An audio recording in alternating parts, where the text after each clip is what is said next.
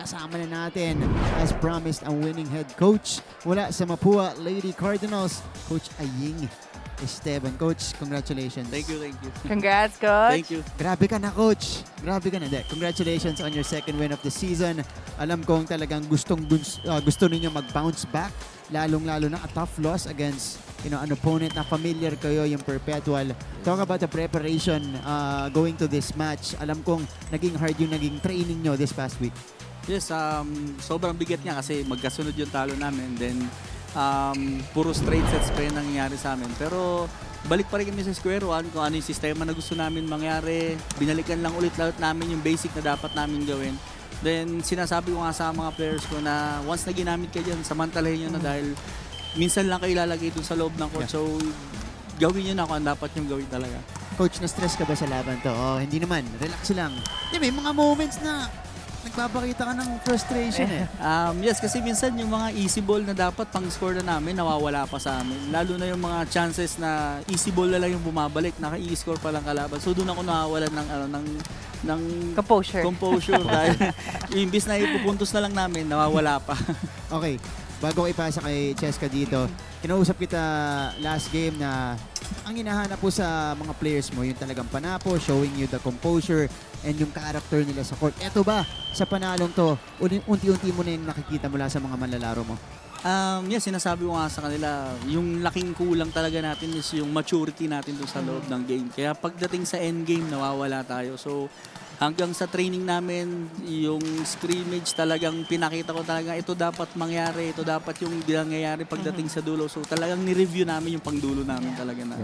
Okay, nakatapos kayo ngayon. Coach, ano yung pinag-focusan nyo sa training talaga?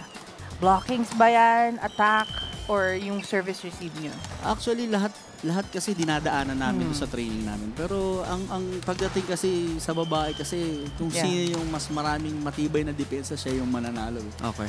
Hindi naman ganoon kabilis yung bola, hindi naman. So pag ikaw ay dumipensa at nanalo ka, ibig sabihin yung depensa mo nagpanalo, hindi yung block mo, hindi yung offense mo. Yes, exactly. Tama yun, Coach. And ngayon naman, sa mga attackers mo, puro sila rookies. Ano yung mga reminders na binibigay mo dun sa girls? Binibigyan ko lang sila ng compose na talagang kung ano yung kaya nila hanggang sa limit na kaya nila.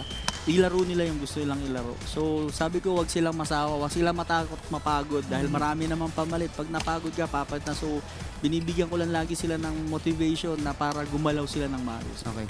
Coach, yung Mapua for the past 3 seasons, parang nagiging pugad yan ng magagaling na rookies. Naalala natin, season 97, si Nicole Ong yung nag-emerge. Last year, meron kang Roxy De La Cruz at marami pang first-year players.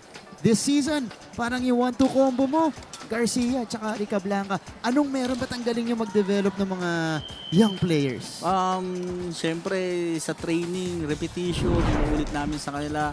Then syempre, sinasabi ko nga sa'yo, sa recruitment namin, minsan lang kami magkaroon ng players na gusto magmapuwa, na gusto kumuha ng course, mag-aaral sa Mapua. So, pag may mga ganung players, tinatsaga namin turuan, tinatsaga namin talaga na matuto kung anong gusto namin mangyari. Okay, Coach. Eto, before we let you greet your loved ones here, kasi kanina nakita natin si De La Cruz nag-express siya ng emotion nung nilabas mo siya sa court, di ba? So, this is not the first time it's happened. Nangyari din to last season. Ano yung nire-remind mo sa kanya kapag nangyayari yun? Alam natin kasi passionate siya, gusto niya nasa court siya at makatulong sa team niya. Ano yung mga words mo sa kanya nung sitwasyon na yun? Nang sinasabi ko lang naman sa kanya, kaya ako siya nilalabas kasi may hinahanap ako sa niya yung makan. Then, pag pinalabas ko siya, gusto ko makita niya kung ano yung hinahanap ko na maitutulong niya dun sa team. So, hindi ko naman siya nilalabas dahil sa personal or what. Ang gusto ko lang is maglaro ng maayos. Kung sino yung gumana dun sa loob ng court, siya yung gagamitin ko. Kung ikaw maganda yung laro mo, ikaw yung may iwan dun sa loob ng court. Tama. Unbiased si Coach. Yeah. Correct. Base lang talaga sa performance. Yes. Siyempre. Ang pinalit mo sa kanya kanina, si Nads Berses, na napansin ko, Coach, against Perpetual, medyo nag-struggle si Nads. Ito, ang ganda ng mga palo niya. Ano yung potential nitong batang ito, Coach? Kasi itong batang to, eager na eager talaga maglaro eh. Talagang gustong-gusto niya talaga maglaro. Coach, kahit wala masyadong emotion. Ganun lang siya. Laro lang. Deadpan lang siya, Coach. Parang, go ahead. Ganun lang siya. Simple lang siya. Pag maglalaro sa training namin, tahimik lang siya pero gagawa siya ng maayos. Hindi siya masyadong nagsasalita pero magpe-perform siya ng maayos. Yun ang gusto ko sa kanya. Coach, kumpiyansa ka ba? Kasi syempre, yung ibang teams natin, ang mga, kumbaga, porsyentuhan spikers nila, mga veterano na sa liga, yung mga tried and tested na. Ikaw this season, ang mukhang nagiging tema, mga first-year players, rookies. Ito, kumpiyansado ka ba? Kasi syempre, you made it to the Final Four last season. May pressure na mag-Final Four ulit. Pero ikaw, gaano kataas yung kumpiyansa mo at tiwala mo dun sa dalawa mong wing spikers kahit rookie sila? Nadadalin nila kayo dun ulit sa posisyon na yun. Siyempre, yung tiwala ko, siyempre, 100% na binibigay ko sa kanila dahil talagang kaya ko sila tinaya dyan sa court na yan dahil sila talaga yung magpe-perform na maganda. Kaya lagi ko silang nire-remind, sinasabi ko nga na hindi ko kayo ilalagay dyan ng hindi nyo kaya. Huli na lang, Coach, kasi napansin ko rin from the previous match, si Gohol, medyo nahihirapan siya mag-set kay Rica Blanca. Ngayon, mukhang naayos nyo na yan at mas maganda na yung naging connection kanina. Ito ba pinag-insayuhan nyo?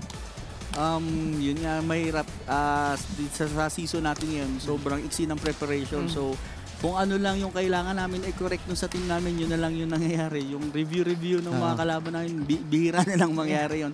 So kung ano man yung mga mali na nangyayari doon sa loob ng court namin, yun na lang ang parang fini-finishing na lang namin yung mga galawan namin. Fine-tuning na lang pala nangyayari. Correct. Pero partida, straight sets pa rin. Yes. Napanalo, Coach, against the EAC Lady Generals. Okay, looking ahead, Coach, 2-2 in the season. Obviously, you want a much better start from your team. Pero ito na, yung nangyari so far in Season 99. Ano pa yung abangan natin sa Mapua, especially in the coming games?